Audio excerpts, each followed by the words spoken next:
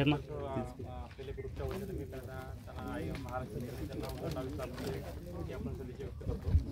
तर सरांच्याबद्दल बऱ्याच व्यक्तींनी बोललेलं आहे. सरांच्या व्यक्तिमत्वाबद्दल बोलायचं म्हणजे तसं त्याला आपण तशी व्यक्ती मोठी लागते, कारण सरांचं व्यक्तिमत्व इतकं मोठं आहे की त्यांच्याबद्दल बोलणं तसं एवढं सोपा विषय नाही. तो सरांचं व्यक्तिमत्व असं आहे की बहुरंगी बहुया आहे असं व्यक्तिमत्व.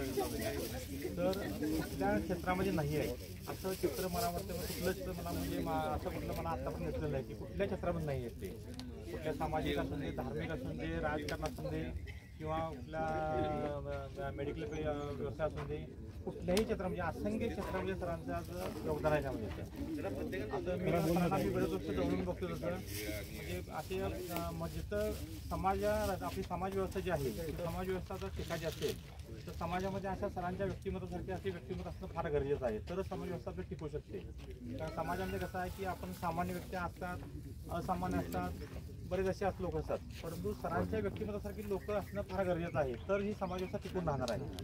असं बरेच 2-3 अनुभव म्हटले तर बघा की मध्यंतरी आपल्या 2019ला किंवा 2021ला जेव्हा आपल्या कोल्हापूरला मोठा महापूर आला, महापूर ओसरल्यानंतर बरीच रोगराई पसरत आली. त्यावेळेला सर अक्षरशः प्रत्येक खेडोपाडी गावोगावी जाऊन असं मेडिकल कॅम्प रात्री 12-1 वाजेपर्यंत मेडिकल कॅम्प ते हे करत होते. तिथे असं पूरग्रस्तांचे जिथं कॅम्प होते त्या कॅम्पवर जाऊन तिथं लोकांची त्यांची आरोग्याची तपासणी करत होते. ॲक्च्युली त्यावेळेला तसं त्या परिस्थितीमध्ये बरेच डॉक्टर कोणीही तिथं थोडं सरसावत होते, कारण रोगराई पसरण्याची भीती होती, साथीचे रोग पसरण्याची भीती होती. त्याही परिस्थितीमध्ये सर तिथं जाऊन हे करत होते.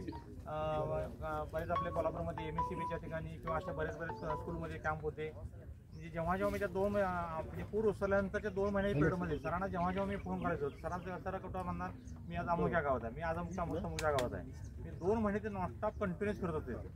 त्यानंतर कोविडचा जो आपला सगळ्यात मोठा जो आपला जो मोठं संकट आलं त्या काळामध्ये सुद्धा बरेच डॉक्टर लोक म्हणजे अक्षरशः म्हणजे आपलं शेवटी व्यक्ती म्हणल्यानंतर प्रत्येकाला आपल्या जीवाची भीती असणारच आहे. परंतु त्या काळात सुद्धा डॉक्टरांनी सुद्धा म्हणजे कुठल्याही टायमाला त्यांनी कुठल्या असं एक दिवसाला घरी नव्हते ते, आणि सगळं त्यांनी प्रत्येक हॉस्पिटलला बरेच काही ठिकाणी बरेच त्यांनी घरी जाऊन पेशंटला त्यांनी ट्रीटमेंट दिलं जातं.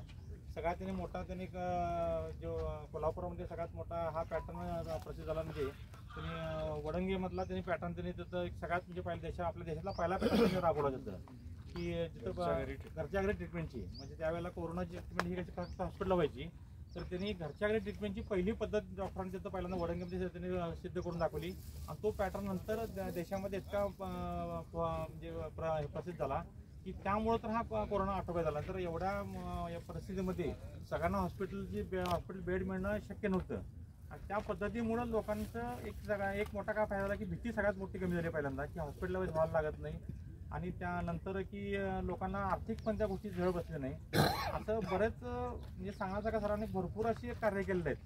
म्हणजे त्यांनी आज त्यांचं कुठल्याही म्हणजे असं एक क्षेत्र नाही की मी असं त्यांना त्या वेगवेगळ्या क्षेत्रात सांगायचं म्हटलं तर आपल्याला भरपूर वेळ लागेल चालायचं. अशा ह्या व्यक्तिमत्वाचा आपला आज वाढदिवस आहे, आणि असं व्यक्तिमत्व आमच्या राजचंद्र ग्रुपमध्ये आहे हे आमचं भाग्य आहे. आणि सरांना असंच उदंड आयुष्य लाभून दे ही ईश्वराने प्रार्थना. माझ्या 2